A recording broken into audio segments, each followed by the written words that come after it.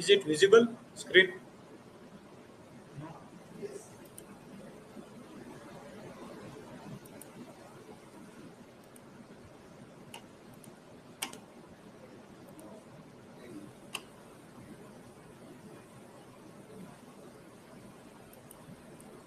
Now?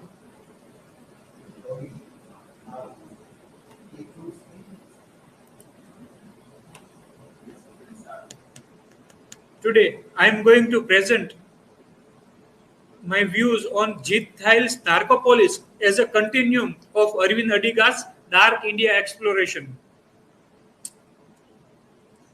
Thayil has been writing poetry since his adolescence. In his prose, as in his poetry, he has introduced new areas of feelings and emotions to Indian literature and has often encountered himself with the pleasures and pains of drug and alcohol and sex and death that are not traditionally connected with the firmament of Indian literature. So he is a kind of writer who is breaking the tradition of Indian English literature and giving new themes which were traditionally not touched upon. So we have studied the white tiger in our MA studies. So white tiger and Narcopolis both are the same in many ways. So it looks like as if Jeet Thayil is continuing what Aravind Adiga has left in a white tiger. About Narcopolis, Jeet Thayil said, I have always been suspicious of the novel that paints India in a soft focus, a place of loved children and loving elders, of monsoons and mangoes and spices.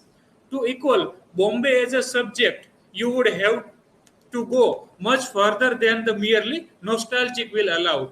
The grotesque may be a more accurate. That means carrying out such an enterprise. So, Dark India. This is the category in which the White Tiger as well as Narcopolis falls. The novel Narcopolis by Jeet Thayil fits into the recent literary wave of Dark India, a body of literary fiction which seems to have found a niche in the market, writing as it does of underbelly of Indian society, like its slums, poverty, deprivation, and destitutions. Narcopolis, with its setting on Bombay's Shuklaji Street in 1970s and 1980s, crowded with opium dens and brothels, with its cast of drugs addicts, drug peddlers, prostitutes, criminals, and even a eunuch, is a book which definitely sets to depict a non-shining India. So many a time we sing a song of shining India, but these are the writers who are throwing lights on the darker side of India, or you can say a non-shining India with all its gutters, which may be a more faithful representation than what it had been known up till recently of the exotic, lush, extravagant India. The book mainly chases the story of Hijra, named Dimple, and threw her character into the question of gender, religion, consciousness, and the minds of other characters. The opening sentence of the Narcopolis begins Bombay, which obliterated its own history by changing its name and surgically altering its face, is the hero or heroine of this story. Jeet Thayil's Narcopolis shows the whole other intricate side of Mumbai. What Narcopolis does is that it gives us chance to reread the history of Bombay, the history which is not captured in the history book. So these lines are very interesting. What Narcopolis does, it gives us a new kind of history, a history that is not written in a history book. So Jeet Thayil himself was a drug addict and he has gone through this situation. So he knows in a better way.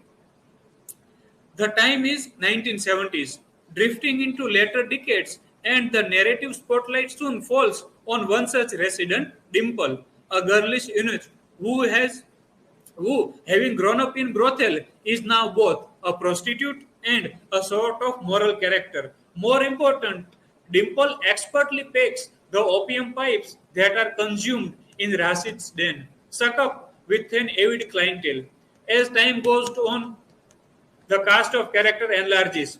One of the particular interest is Chinese exile Mr. Lee, who has had a dangerous falling out with a prominent leader back home, but wants nothing more than to return there, whether alive or otherwise. As time goes on too, pipes give way to needles, and The city changes its tenor and the drug diet changes, never for the good. Ask Dimple. So this quote is very interesting. Dimple asks, tell me why chemical is freely available when there are no tomatoes in the market. The answer is because the city belongs to the politician and the crooks, and some of the politicians are more crooked than the most of the crooked of the crooks. The story is set in Bombay at a time where Hindu-Muslim tension are about to flare up.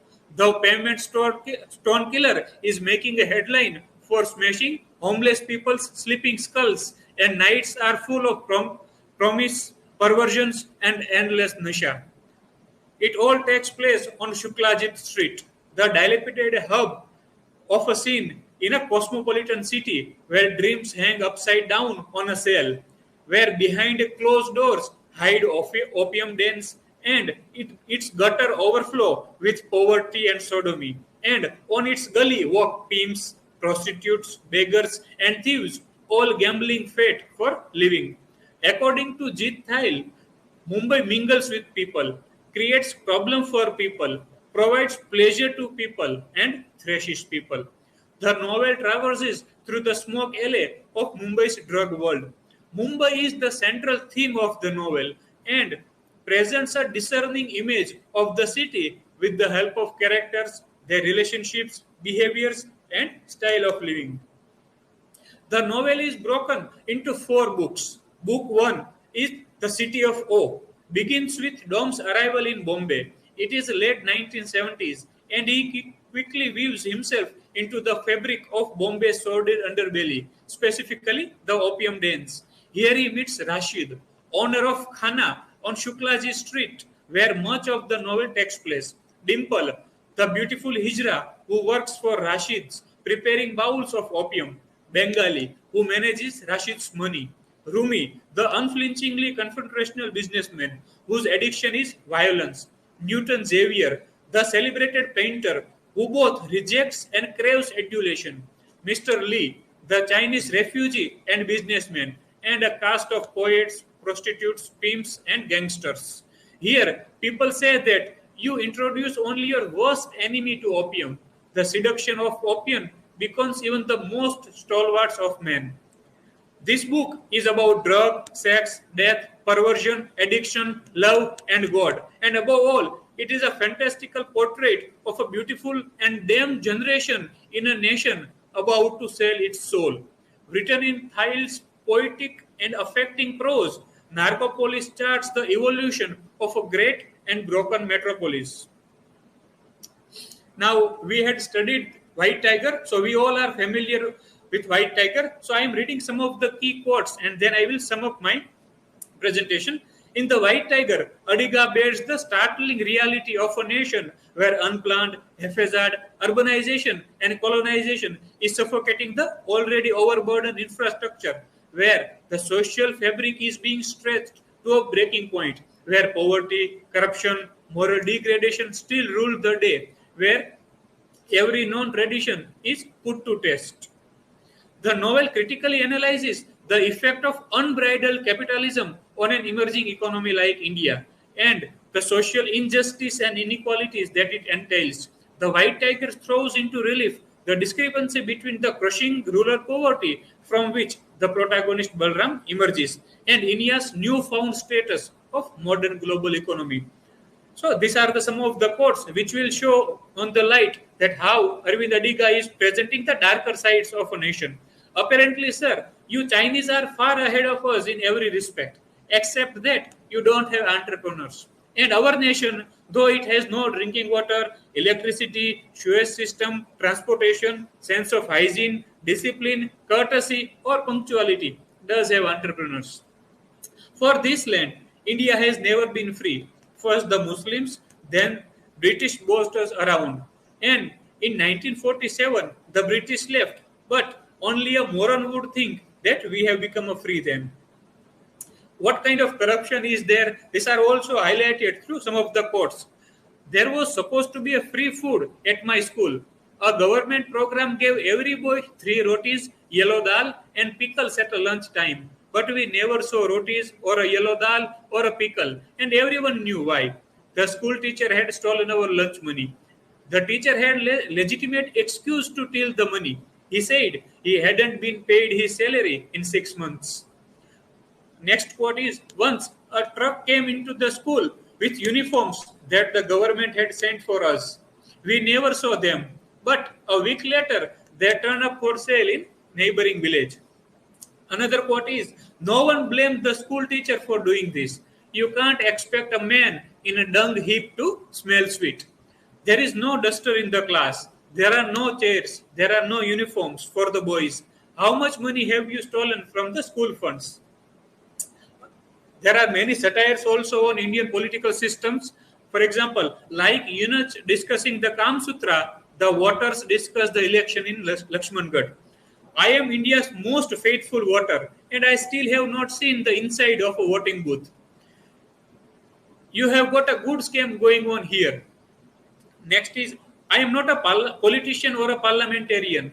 No one of those extraordinary men can kill and move on. It's amazing. The moment you show cash, everyone knows your language. So, these are the quotes which will show you the reality, that what kind of India both the writers are narrating.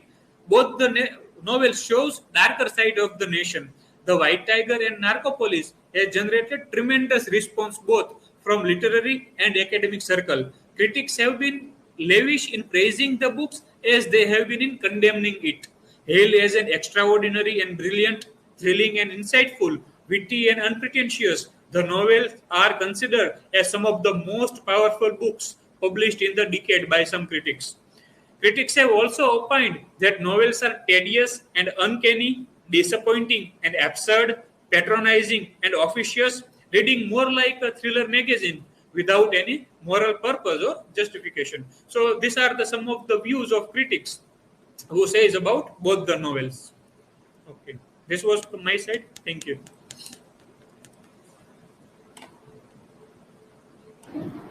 I have one question Just a that minute. what major. Okay. What is the political reply of Narcopolis? What is the political reply of Narcopolis? As we have seen with White Tiger, at the same in the same way, there are many people who are against it. That you are writing a selected reality, you are not showing the good or better aspects of our society. તમને ખાલી ગટરો જ દેખાય છે, આજ બધું દેખાય છે, ભારત ઘણું બધું આગળ નીકળી ગયું. So, like White Tiger, there are also people who are condemning the novel and says that these writers are writing for awards or for praise or getting appreciation from the West. So similar way, people are receiving it.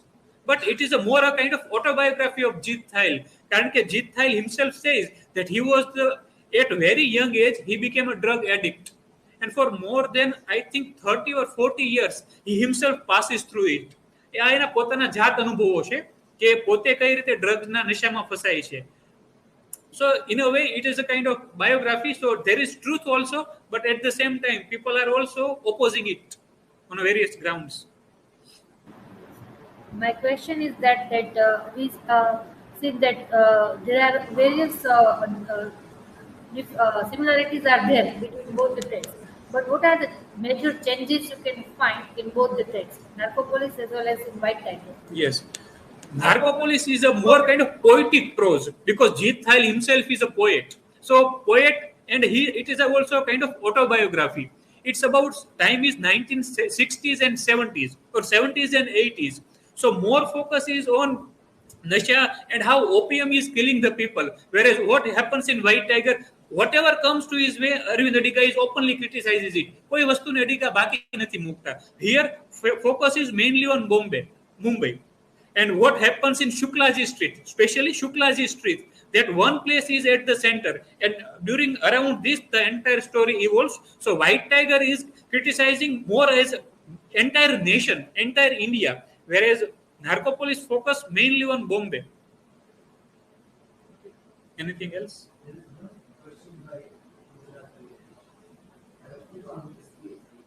Do you think that such book like White Tiger and Narcopolis harm the picture of ideal India, or they show up the mirror of a real India? Okay. No, there is nothing like harming, because there is a famous quote of Aravind Adiga in which he says that what Dickens and Balzac did with France and England, and that's why their nations are better societies. It is not by building a shopping malls we can become a better society. A development of a character is necessary, and gutter saaf karvi જ પડે. તો જ we can grow into a better society. So it's a good that writers are like Aravind Adiga or Jeet Thayil, they are highlighting these darker sides, and as a result we can become a better society. Otherwise we cannot be that. અને આપણે કાફકાનો એક quote પણ we have studied that literature must be an X on a frozen snow within. કે સાહિત્ય આ કુલ્હાડીનું કામ કરવાનું છે કે આપણી અંદર જે જઠ્ઠર થઈ ગયેલો જમી ગયેલો બરફ છે, જે આપણી ગેરમાન્યતાઓ છે એને તોડવાનું કામ કરવાનું છે. So there is nothing like defaming it. જો ખરાબ કહેશો, ભૂલ બતાવશો તો જ એમાંથી સુધારો થઈ શકશે. So it's a betterment for our society. So I think this kind of literature is good to make a healthy society.